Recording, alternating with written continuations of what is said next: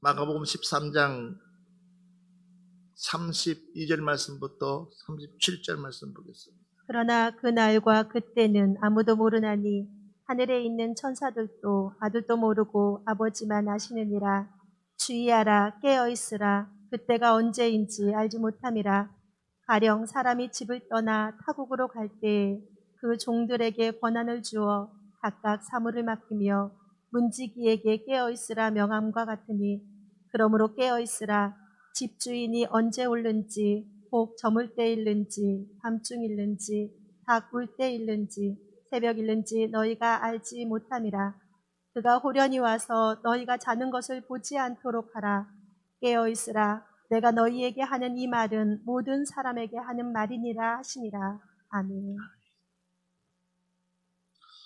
오늘 이 마가복음 14 32절 말씀부터 37절 말씀 보면, 그 중에서 33절 말씀 보면 주의하라, 깨어있으라, 그때가 언제인지 알지 못합니다. 주의하라, 깨어있으라. 무려 지금 32절부터 37절까지 말씀하면서 이 깨어있으라는 말씀을 4번씩이나 하고 있습니다. 깨어있어라, 깨어있어라, 깨어있어라. 여러분, 지금 바로 이 세대가 우리가 깨어있어야 될 시대인 줄 믿습니다. 지금이 우리는 잠에서, 영적 잠에서 우리는 반드시 깨어있어야지만이 우리가 하나님의 뜻을 분별할 수 있고 주님의 뜻대로 순종하며 살아갈 수 있는 줄 믿습니다. 그래서 우리가 지금 이 시국에 우리는 깨어 있어야 된다라는 것을 먼저 여러분들에게 말씀을 드립니다. 그래서 오늘 이 말씀 보니까 주의하라는 겁니다. 주의하라, 깨어 있어라. 왜 그러냐면 그때가 언제인지 알지 못한다. 그때라는 것은요, 주님이 재림하실 때가, 그러니까 주님이 심판하실 때가, 주님이 나에게 임할 때가 언제가 될지 모른다. 될지 아니면 내일 될지, 이거는 아무도 모르는 거예요.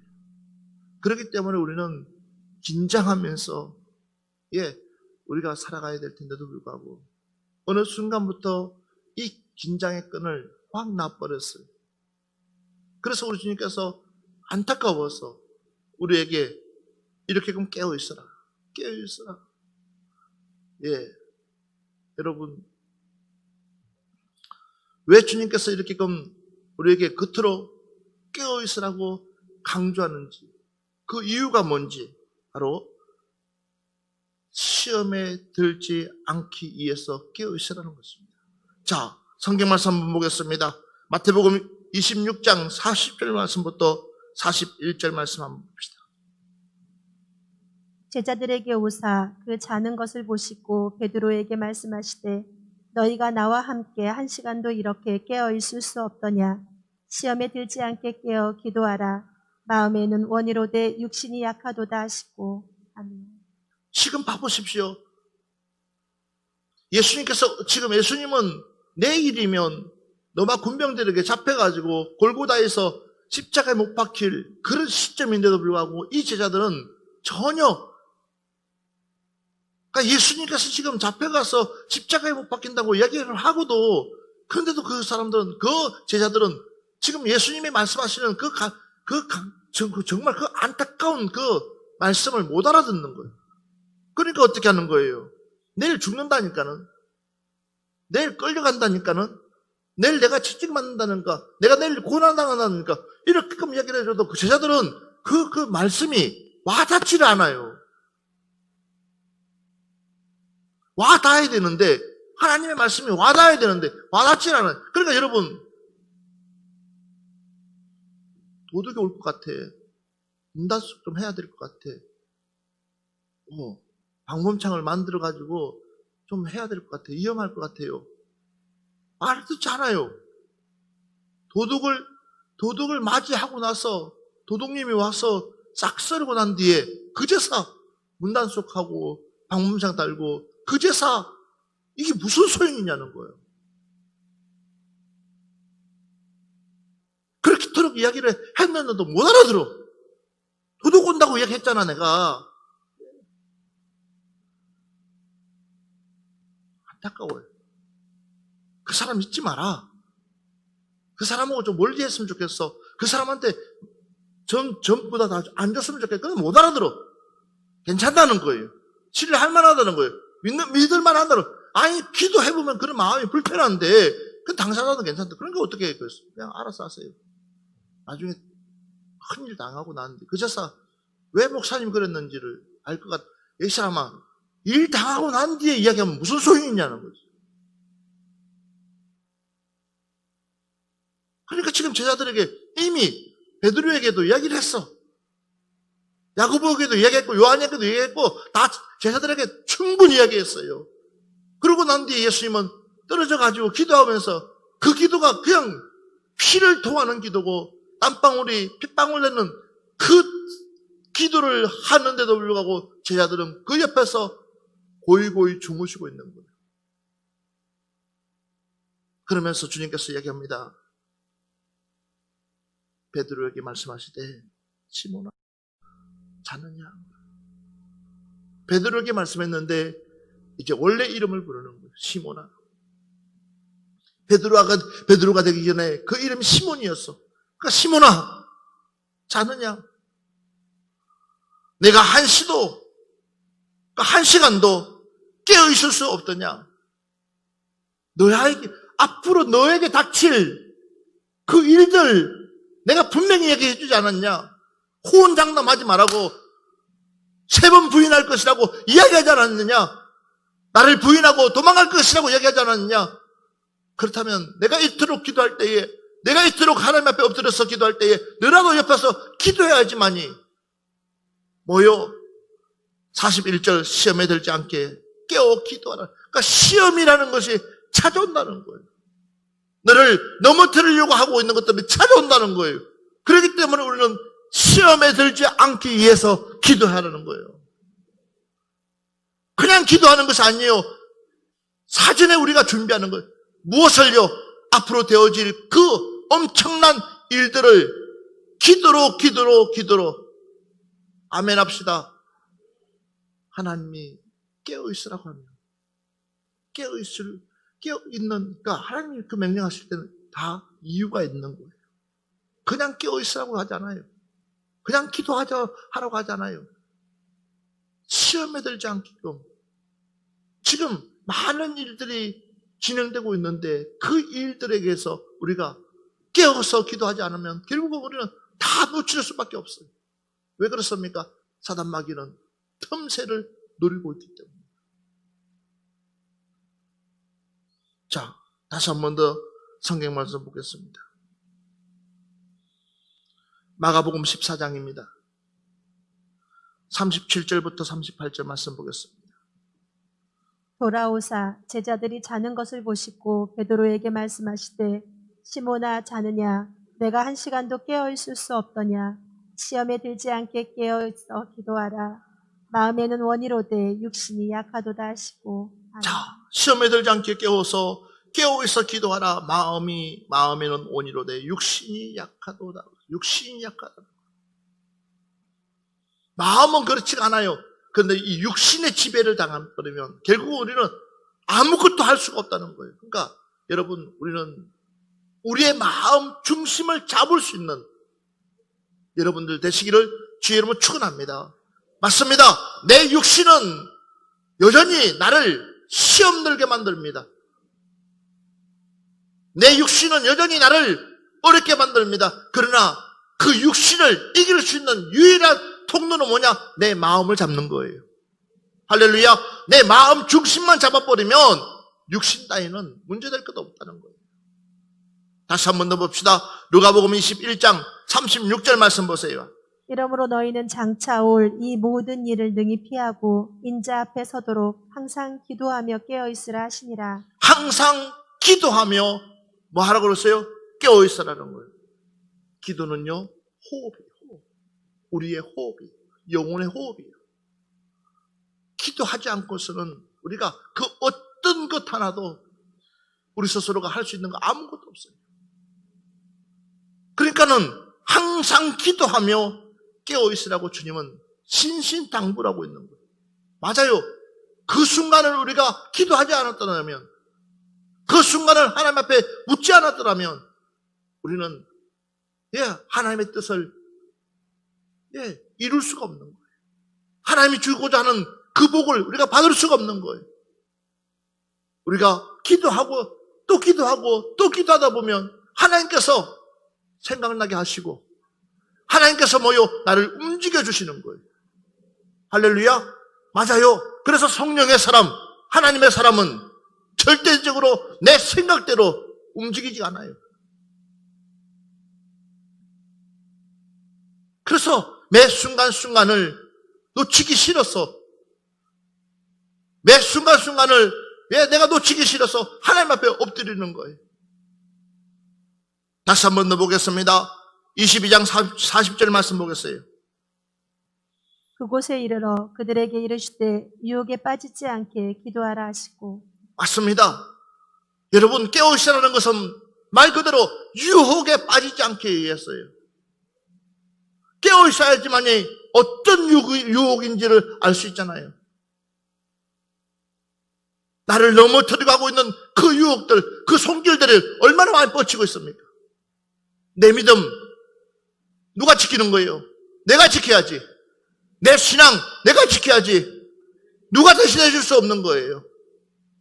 그런데도 우리는 자꾸만 다른 데서, 그러니까 유혹받는 거예요. 미혹받는 거예요. 그러지 말자는 거예요. 내 신앙만큼은 내가 지킵시다. 내 믿음만큼은 내가 지킵시다.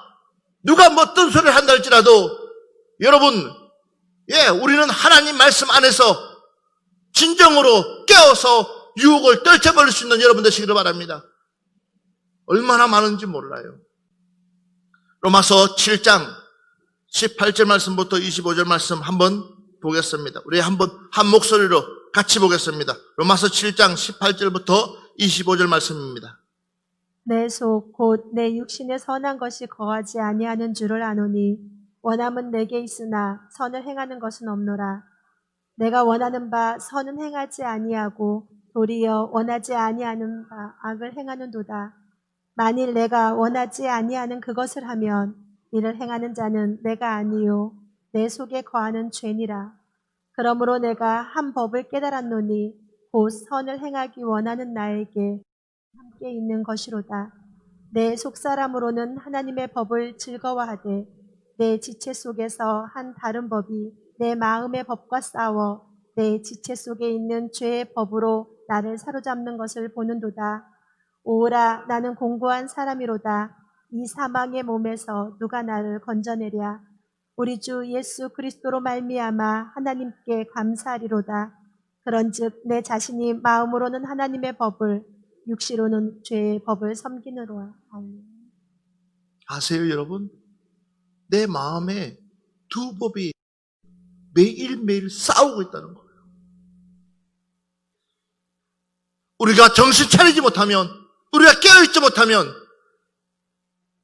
하나님의 법이 나를 지배하는 것이 아니라, 성령의 법이 나를 지배하는 것이 아니라 바로 죄의 법이 나를 지배한다는 겁니다. 우리는 하나님의 사람입니다. 저와 여러분은 하나님의 사람입니다. 그러면 적어도 우리는 하나님의 사람은 하나님의 법에 다스림을 받아야 되는 거거든요. 성령의 사람은 성령의 법에 다스림 받아야 되거든요.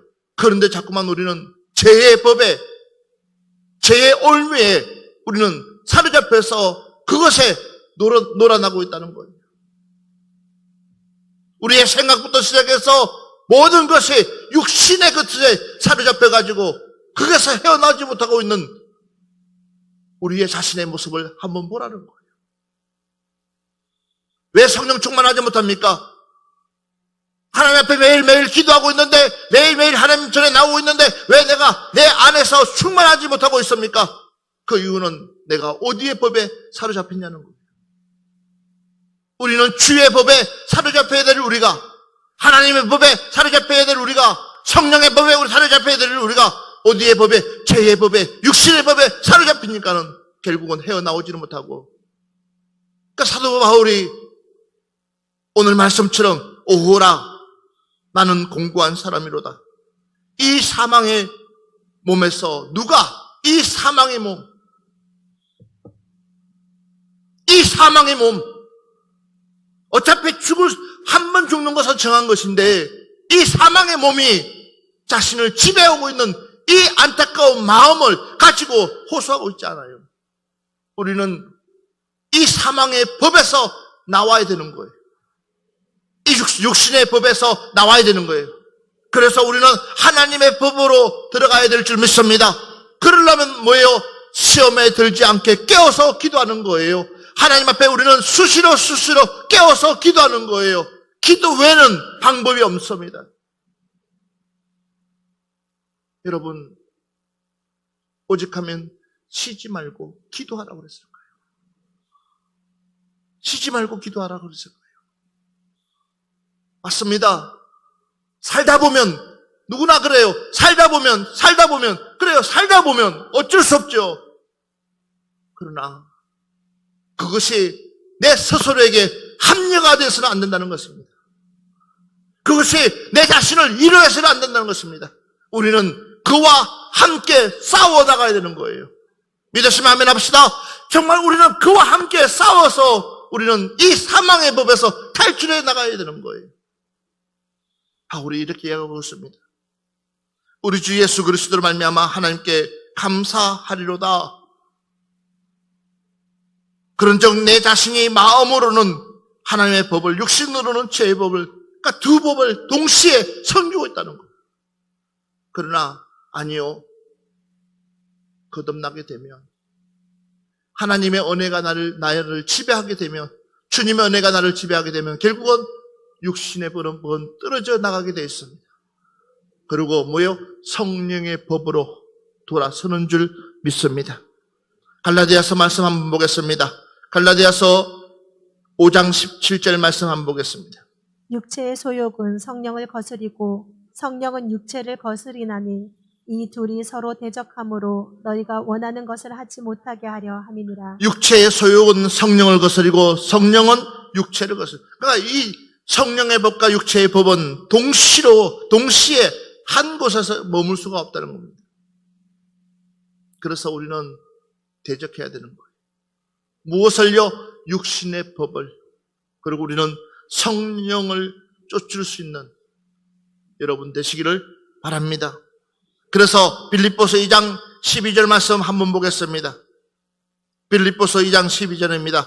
그러므로 나의 사랑하는 자들아, 너희가 나 있을 때뿐 아니라 더욱 지금 나 없을 때에도 항상 복종하여 두렵고 떨림으로 너희 구원을 이루라. 이야기가 바로 무슨 얘기예요? 보장되어 있지 않다는 거예요. 우리의 구원이 확정되어 있지 않다는 거예요. 우리가 죽는 그 순간까지 우리는 긴장하면서 우리의 믿음 떨어지지 않기 위해서 몸부림치면서 하나님 앞에 나가야 될 줄 믿습니다. 할렐루야. 그래서 우리는 깨어 있는 거예요. 그래서 우리가 기도하는 거예요. 왜 그렇습니까? 항상 유혹의 손길들이, 미혹의 손길들이 우리 주위에 짐치고 있기 때문에. 그래서 어느 순간에 손을 놓는 거예요. 어느 순간에 우리가 마음을 놓는다는 거죠. 두 번째로는 우리가 왜 깨어 있어야 되냐? 깨어 있어야 될 이유가 뭐냐 했더니 보니까 마귀가 삼킬 자를 찾아다닌다 그랬습니다. 창세기 3장을 보면 에덴 동산이 나오는데 하나님이 지은 최고의 동산인데도 불구하고 그곳에서 누가요? 사단이 출현하는 거예요. 내 뼈 중에 뼈요 살 중에 살이라고 그렇게끔 좋아했던 이 아담과 하와가 사단의 말 한마디에 그 사단의 말 한마디에 무엇이 됩니까? 그냥 유혹받아서 그렇게 서로가 신뢰했던 관계가 깨져버리고 어느 누구 하나가 내가 잘못했다고 하지 않고 어느 누구 하나가 내 잘못이라고 이르지 않고 도리어 남 탓하면서 내 뼈 중에 뼈요 살 중에 살이라고 했던 그 사랑스러운 마음은 온데간데가 없는 거예요. 여러분, 마귀는 삼킬 자를 찾고 있다는 거예요. 그러면 우리는 아닌 것 같아요? 아니요. 우리도 그 중에 한 사람이 될 수가 있다는 거예요. 그래서 정신 차리고 깨어서 기도해야 될 줄 믿습니다. 그래서 베드로전서 5장 8절 말씀 보겠습니다. 근신하라 깨어라 너희 대적 마귀가 우는 사자같이 두루 다니며 삼킬 자를 찾나니. 베드로가 이 말을 하는 것은 봐보세요. 베드로가 이 말을 하면 우리가 웃음이 나오잖아요. 지도 모여 마귀에게 삼킨당했거든. 한순간에. 본인도 마귀에게 한순간에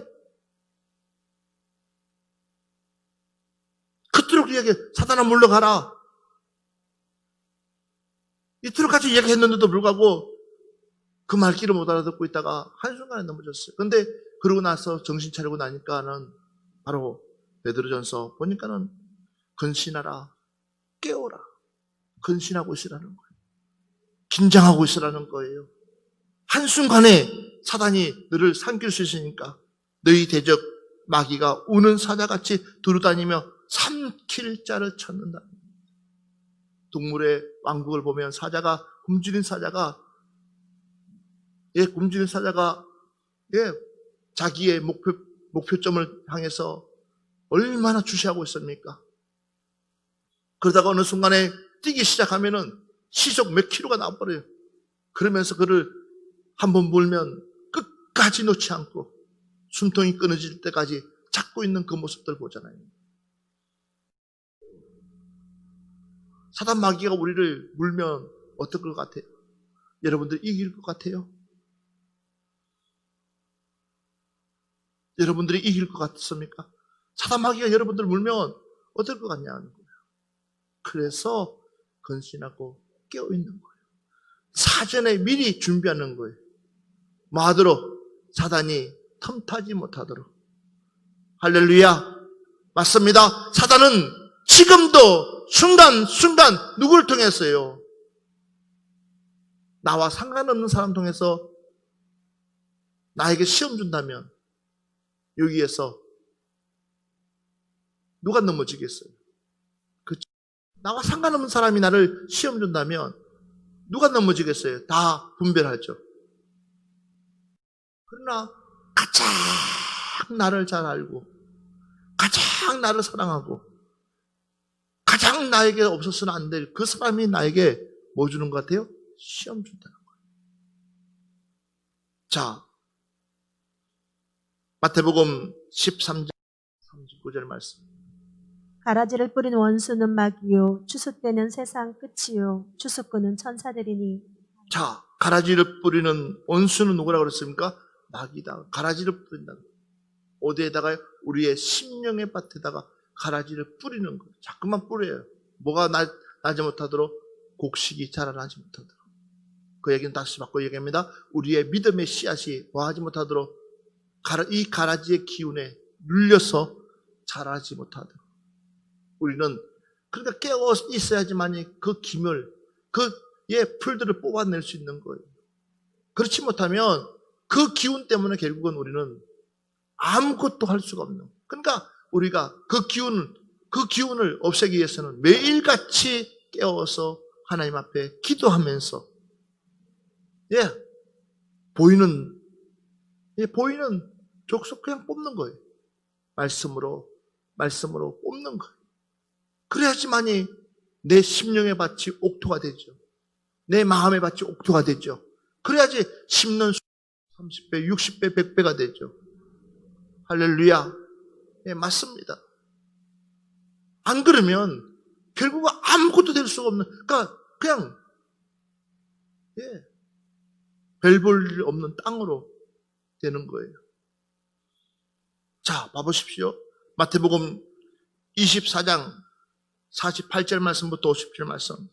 만일 그 악한 종이 마음에 생각하기를 주인이 더디 오리라 하여 동료들을 때리며 술 친구들과 더불어 먹고 마시게 되면 생각하지 않은 날 알지 못하는 시각에 그 종의 주인이 이르러. 자, 봐보십시오. 괜찮다는 거예요. 아직 올 시간이 안 된다는 거예요. 염려하지 말라는 거예요. 이렇게 우리를 안심시키는 거예요. 너 정도 믿음이면 최고 믿음이라고. 누가 그래요? 누가 그래요? 여정률 신앙이면 딱 구원받는다고 누가 그래요? 근데 사람들은 그렇게끔 해요. 우리는 사람의 소리에 귀 기울여서는 안 돼요. 할렐루야. 우리는 사람의 소리에 귀 기울여서는 안 되는 거예요. 그러니까 봐보십시오. 동료들을 때리기도 하고 술 친구들과 더불어 먹고 마시게끔 하고, 그러니까 생각지 않는 날에 알지도 못하는 시각에 그 종의 주인이 왔을 때 어떻게 되겠냐는 거예요. 그 뒷책임 누가 져주는 거예요? 아무도 져주는 사람 없어요. 그렇기 때문에 여러분, 우리는 항상 긴장하면서 우리의 신앙을 지켜가야 될 줄 믿습니다. 우리는 항상 긴장해가면서 우리의 믿음을 지켜가야 될 줄 믿습니다. 언제 어느 때 누가 세상 온다 할지라도 우리는 준비되어 있어야 되는 거예요. 할렐루야. 신부로서 우리는 준비가 되어 있어야 되는 거예요. 오늘 신랑이 온다 그러면 할렐루야 아멘 하고 준비되어 있어야 되는 거예요. 예, 온다고 그때서 꽃단장하면 소용없는 거예요. 한번 봅시다. 누가복음 4장 3절 말씀부터 12절 말씀, 오늘 이 말씀 한번 봅시다. 마귀가 이르되 내가 만일 하나님의 아들이거든 이 돌들에게 명하여 떡이 되게 하라. 예수께서 대답하시되 기록된 바 사람이 떡으로만 살 것이 아니라 하였느니라. 마귀가 또 예수를 이끌고 올라가서 순식간에 만국을 보이며 이르되 이 모든 권위와 그 영광을 내가 내게 주리라. 이것은 내게 넘겨준 것이므로 내가 원하는 자에게 주노라. 그러므로 내가 만일 내게 절하면 다 내 것이 되리라. 예수께서 대답하여 이르시되 기록된 바 주 너의 하나님께 경배하고 다만 그를 섬기라 하였느니라. 그리고 예루살렘으로 가서 성전 꼭대기에 세우고 이르되 내가 만일 하나님의 아들이거든 여기서 뛰어내리라. 기록되었으되 하나님이 너를 위하여 그 사자들을 명하사 너를 지키게 하시리라 하였고, 또한 그들이 손으로 너를 받들어 내 발이 돌에 부딪히지 않게 하시리라 하였느니라. 예수께서 대답하여 이르시되 주 너의 하나님을 시험하지 말라 하였느니라. 아멘. 아멘. 이 말씀을 여러분들이 보면서 어떤 생각을 하십니까? 40일 동안을 금식하고 난 뒤에 예수님께서 마귀에게 이끌려서, 성령에 이끌려서 이제는 시험 당하러 가는 그 가운데서 일어나는 마귀와의 대화 속에 있습니다. 먼저 결론 얘기한다면 준비되어 있지 못하면, 가장 마귀는 우리를 너무 잘 알아요. 마귀는 저와 여러분을 너무 잘 알아요. 그렇기 때문에 우리가 깨어있지 못하고 준비되어 있지 못하면 결국은 우리는 그 말하는 것에 말문이 막혀서 넘어질 수밖에 없는 거예요. 이미 예수님께서는 어디였어요? 에덴 동산에부터 마귀가 하는 짓을 봤어요. 그리고 그가 이 땅에 와서 이제 40일 금식하면서 그가 준비한 것이 봤어요. 마귀가 말하는 그 한마디 한마디에 예수님께서는 무엇으로? 말씀으로 물리치고 계시다는 거예요. 그냥 물리치는 것이 아니라 하나님의 말씀으로. 그래서 하나님의 말씀은 살아있습니다. 하나님의 말씀은 능력이 있습니다. 하나님의 말씀은 기적이 있습니다. 하나님의 말씀은 우리의 삶을 지배할 수 있습니다. 왜? 그 말씀은 살아있기 때문에. 그러니까 하나님의 말씀으로 봐보십시오. 그리고 또 마귀는 또다시 의심하게 만듭니다. 마귀가 이르되 내가 만일 하나님의 아들이거든. 만일이 어디 있습니까? 예수님은 하나님의 아들인데. 그랬을 때 우리 주님은 이렇게 이야기합니다. 사람이 떡으로만 살 것이 아니요 하나님의 말씀으로. 하나님의 말씀, 할렐루야. 사람이 떡으로만 살 것이 아니다.